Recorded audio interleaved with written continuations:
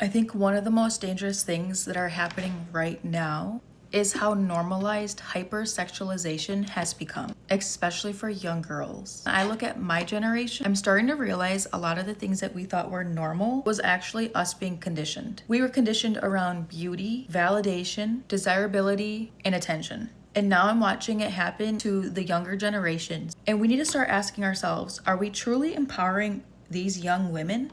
Or are we teaching them that their value comes from being desired? If you grew up in the 1900s or 2000s, think about what became normalized for us. Thongs above jeans, tramp stamps, push-up bras, tiny clothing, and very sexualized music videos. Celebrity culture was built around being hot, seductive, and wanted.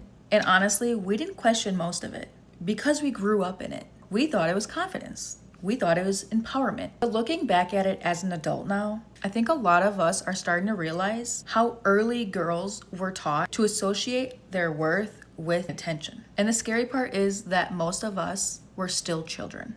And another thing that I've been thinking about lately is when many of us were little girls, so much of our identities were shaped around love, romance, beauty, and even becoming chosen. We fantasized about being a princess. We fantasized about our wedding days, about finding the one, and our happy ever afters. Meanwhile, boys were often encouraged to be themselves, to be tough, to focus on sports, to be competitive, to have hobbies, to be adventurous, to be independent, and to be ambitious.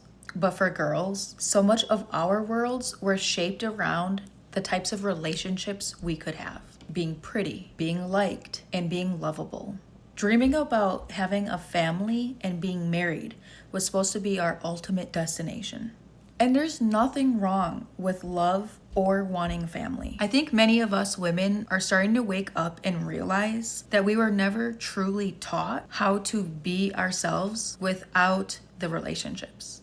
Outside the validation, outside of being chosen, we were just sold that fantasy very young. The Disney fairy tales, the perfect romance, and the idea that somebody else would complete us. And when you start really looking at childhood media and marketing, you begin noticing a lot of patterns. So many of the stories from Disney, at least, were marketed around being chosen, around beauty, romance, attraction, around appearance, princesses, fairy tales, love stories, and even symbolic things. Poisoned apples, beautiful things hiding danger, temptation disguised as innocence. And I think media shaped us children more than we realize. And now social media definitely amplifies all of that at a completely different level. And this is where marketing psychology becomes really important to understand. The entire industry has learned how to market to little girls and women, not just products, identity, fantasy, validation,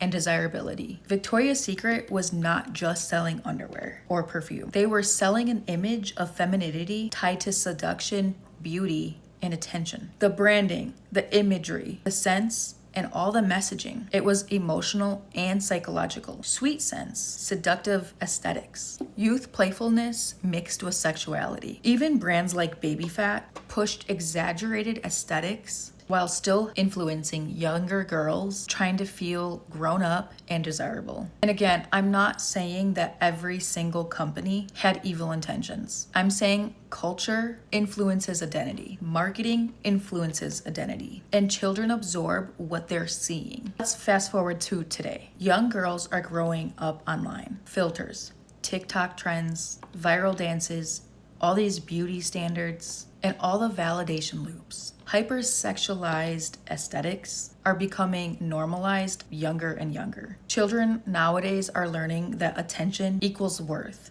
And then us as a society are acting shocked while predators are thriving in these type of environments. Predators are specifically looking for vulnerability.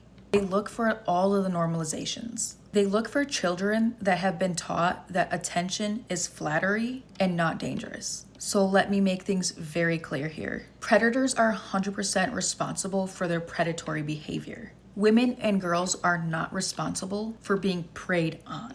But as adults, we really should be asking, what are we normalizing here? What are we exposing our children to, emotionally and psychologically, before they're mature enough to really understand it all? And honestly, I think a lot of us women are just completely exhausted right now. Because at the same time we were told that we were empowered, many of us women felt very objectified, exploited, emotionally drained, pressured, and very disconnected from ourselves. We are literally in a decade where we are watching our own rights become so fragile. Industries profit off of insecurity. We're watching outrage, lust, division, and attention become currency. And somewhere in all of this, I really feel like us women are still trying to reconnect with themselves beyond all the performances they had to rely on before, beyond being desirable, and beyond us needing constant validation. I don't want girls to grow up believing their value comes from how desirable they are. I want girls to understand boundaries, discernment, manipulation, coercion, emotional intelligence, self-respect, and confidence that exists without another person's validation, especially online. Because there's a big difference in empowerment and conditioning women to believe that they have to perform